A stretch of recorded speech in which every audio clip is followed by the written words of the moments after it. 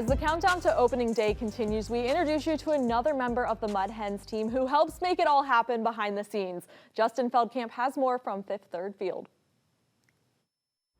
All right, we are joined by Kyle, and Kyle, anybody who comes down here is always in awe of the field, the grass and the dirt coming together. Everybody snaps pictures. I know I do.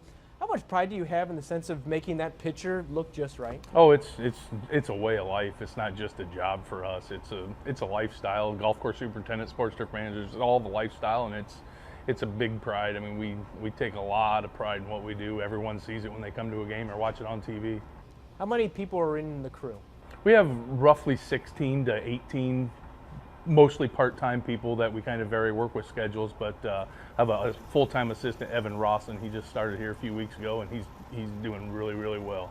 Some people might say, oh, grounds crew just starts on opening day, maybe a couple days before, and then goes to the end of the season, and what do they do in the winter? Nothing. Not necessarily the case. No, most winters are a little slower than we had this winter. This winter was crazy, as we all know, with Winterfest and everything, but we stay busy enough in the wintertime, but we usually ramp up on a normal year around mid-February to first part of March, just fine-tuning the field, mounds, plates, and then trying to get the grass to wake up and ready to go. So we're busy all year round.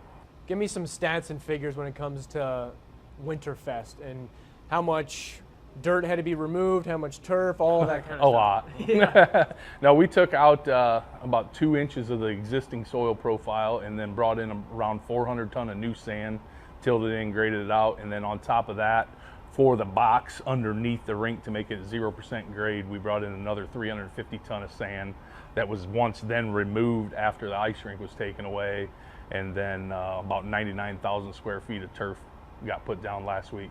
Kentucky Bluegrass, am I told? Bluegrass, yeah. Is that common for minor league, major league parks? Yeah, I would say most professional fields in this area, in this climate, are Kentucky Bluegrass. Some have a ryegrass blend.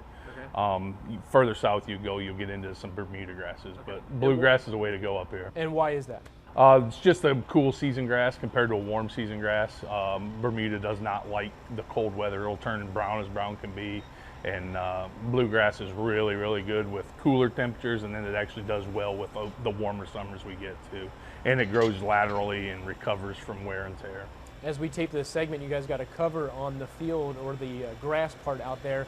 Why is that, and what type of conditions and or what type of preparation has to take place from when you guys did it in late February, early March to opening day, April 5th? Yeah, we before we put the sod down, we put some fertilizer on the soil and worked it in. That way when the roots start growing, there's food there for it.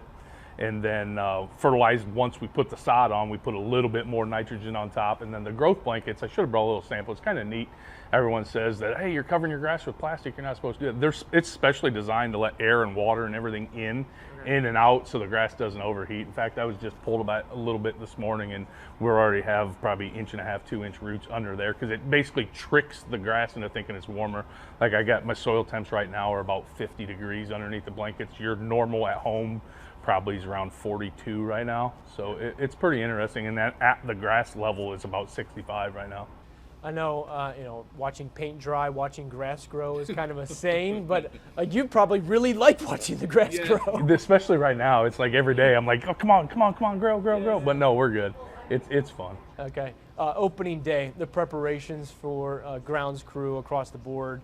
I'm sure you guys got all hands on deck as you prepare for that. I know you guys are up here early, 4 o'clock first pitch, but you guys will be here early. Yeah, we'll be here real early, just fine-tuning everything, and if everything goes as planned leading up, opening day will be a fairly easy day as long as Mother Nature cooperates, but we usually have our whole staff here for that, anyone that's available, just because it's a neat atmosphere. It's kind of reward for all their hard work. And it's kind of a training day too for some of the newer folks. The team usually comes into town and does workout a couple days prior, so they're here ready to go for that too.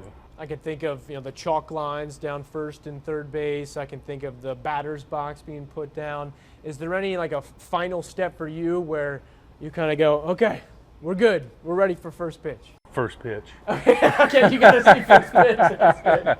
No, we're set up pretty good. It's the same thing as every game. You'll see us putting the final water down, and when you wrap that hose up and just take a look, make sure everything's in place and we didn't forget anything or misplace anything, and then sit around and wait for the pitcher to make the first couple warm-up pitches, and anxiety then kind of goes away and let the season begin. All right, no anxious moments at all for Kyle and the crew here at Fifth Third Field. I'm Justin Feldkamp, that's 𝗟𝗲𝗟𝗽𝗲𝗍𝗼𝗼 as we get ready for opening day on April 5th.